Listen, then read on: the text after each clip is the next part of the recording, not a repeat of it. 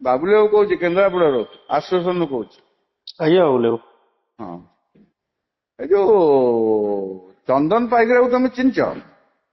ମୁଁ ପକେଇଛି କାମ। କାମ ପକେଇଛ ତମେ ଆଜ୍ଞା ଚନ୍ଦନ ପାଇକରା ନାଁରେ? ଆଜ୍ଞା। ଲେସ୍ କାହିଁ ପକେଇଲ? ଲେସ୍ ତ ସମସ୍ତେ ପକେଇଛନ୍ତି, ତାପରେ ମୋର ତ ମୁଁ ସିଡ୍ୟୁଲ ପକେଇଥିଲି ବି ମୋ ପେପର କାଟିଦେଲେ। କଣ ଆଜ୍ଞା ହେଲା? ସିଡ୍ୟୁଲ ପକେଇଥିଲ ତମ ପେପର ଟାକୁ କାଟିଦେଲେ ବୋଲି ତମେ ଆଜ୍ଞା କଣ ଲେସ୍ ପକେଇବ ନା? ଆଜ୍ଞା। ସମସ୍ତେ ଲେସ୍ ପକେଇଛନ୍ତି ନା, ଆଁ ସମସ୍ତେ ତ ଲେସ୍ ପକେଇଛନ୍ତି। ସମସ୍ତେ କିଏ? ସମସ୍ତେ କିଏ ପକେଇଛନ୍ତି ମାନେ ଶିବପ୍ରସାଦ ପରିଡା ପକେଇଛନ୍ତି, ହଁ ଆପଣଙ୍କର ପ୍ରଶାନ୍ତ ଦାସ ପକେଇଛନ୍ତି, ହଁ ଅମ୍ଳାନ ତାପରେ ସାମଲ ପକେଇଛନ୍ତି। ମୁଁ ତ ଏକୁଟିଆ ପକେଇନି।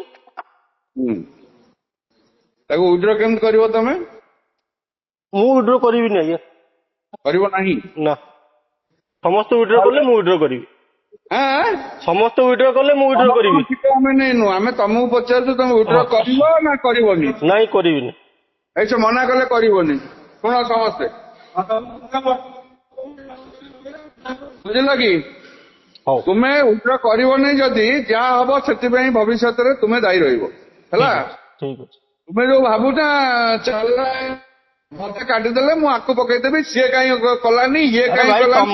ମତେ ଯେତେବେଳେ କାଟିଲ ମୁଁ କହିଲି ନା କାଟିଲ ନାଇଁ? ହଁ। କାଟିଲ ମାନେ କିଏ କାଟିଲା? କିଏ କାଟିଲ ମାନେ ତମ ଆସୋସିଏସନ ଦେଇକି କାଟିଲ ମତେ। ପକଉଛୁ ବେ? କାହିଁ ଲେସ୍ ପକଉଛି ମାନେ? ମୁଁ ସିଡ୍ୟୁଲ ପକେଇଥିଲି କି? ସିଡ୍ୟୁଲ କଲେ କି ଆପଣ? ତୁ କେନ୍ଦ୍ରାପଡାରେ ତତେ ଆଜ୍ଞା କିଏ ନବ ଦେଖିବ ନାଇଁ? ତୁ ଆଜ୍ଞା କେନ୍ଦ୍ରାପଡାରେ ବନ୍ଧା ହବୁ। ହଉ ଠିକ ଅଛି। ଠିକ ଅଛି କଣ ବେ? ଠିକ କଣ ଅଛି? ଠିକ ଅଛି ପୁରା। ଆଁ କହୁଛ ଚିଲିକାରୁ ନେଇ ଆସିବୁ ଲୋକ? ଆଁ ଚିଲିକାରୁ ଡାକି ଆଣୁଛ କେନ୍ଦ୍ରା